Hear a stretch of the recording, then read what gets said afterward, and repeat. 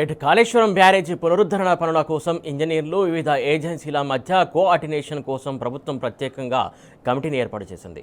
మొత్తం 9 మందితో ఏర్పాటు చేసినటువంటి కమిటీకి పలు మార్గదర్శకాలు ఇచ్చింది. అయితే కోఆర్డినేషన్ కమిటీ ఏర్పాటులో సర్కారు వ్యవహరించినటువంటి తీరు ఇంజనీర్లను విస్మయానికి గురి చేస్తోంది.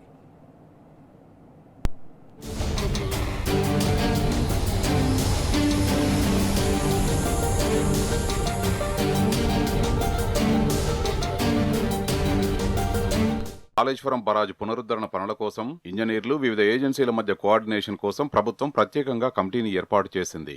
సొరంగ పనుల భద్రత ప్రభుత్వ సలహాదారు కల్నల్ పరీక్షిత్ మెహ్రా చైర్మన్ గా, Ramagundam chief engineer Srinivasa Rao Gupta member convener గా వ్యవహరించనున్నారు.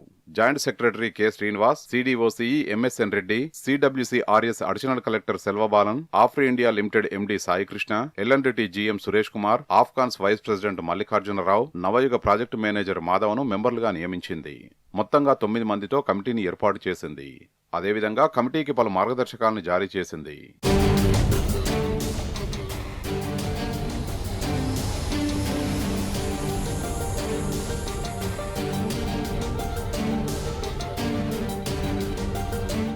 ఏజెన్సీలతో సమన్వయం చేసుకుంటూ మే 30వ తేదీలోగా సాంకేతిక పరీక్షలు నిర్వహించేందుకు రోజువారీ కార్యాచరణ ప్రణాళికను రూపొందించాలని, అదేవిధంగా రోజువారీగా ప్రగతి నివేదికల్ని సమర్పించాలని కమిటీని ఆదేశించింది.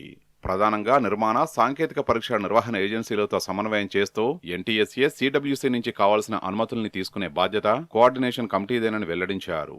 ప్రతి సోమవారం, గురువారం పరీక్షల పూర్తి నివేదికలను సమర్పించాల్సి ఉంటుందని కమిటీని సర్కారు ఆదేశించింది.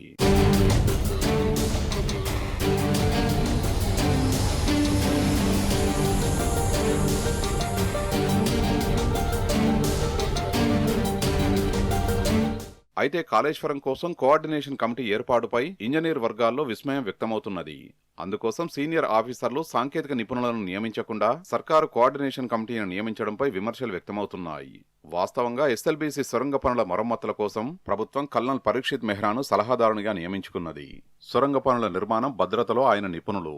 కానీ తాజాగా ఆయననే బరాజ్ పునరుద్ధరణ పనుల కోసం నియమించిన కమిటీకి చైర్మన్ గా నియమించడంపై ఇంజనీర్లు విస్మయం వ్యక్తం చేస్తున్నారు. అదేగాక నిర్మాణ పనుల పర్యవేక్షణ, ఇతరత్రా వాటి కోసం ఈఎన్సీ స్థాయి లేదంటే బరాజ్ నిర్మాణాల్లో సీనియర్ సాంకేతిక నిపుణుల్ని నియమిస్తారు.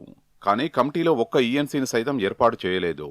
అవసరమైతే ఏర్పాటు చేస్తామంటూ సర్కారు చేతులు దులుపుకున్నది.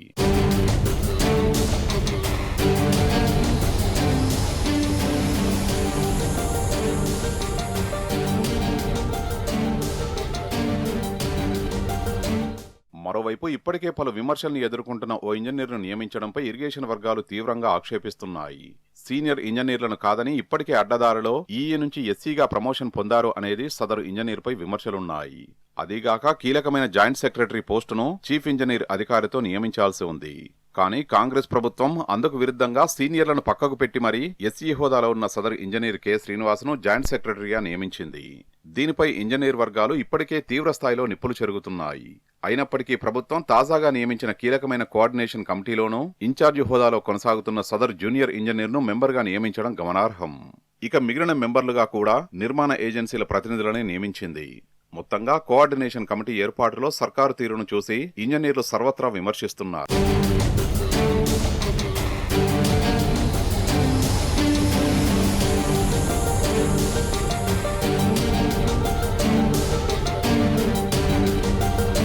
మేడిగడ్డ మరమ్మతులపై ఇప్పటికే బీఆర్ఎస్ పార్టీ అనేక రూపాల్లో ఒత్తిడి తీసుకొస్తున్నది.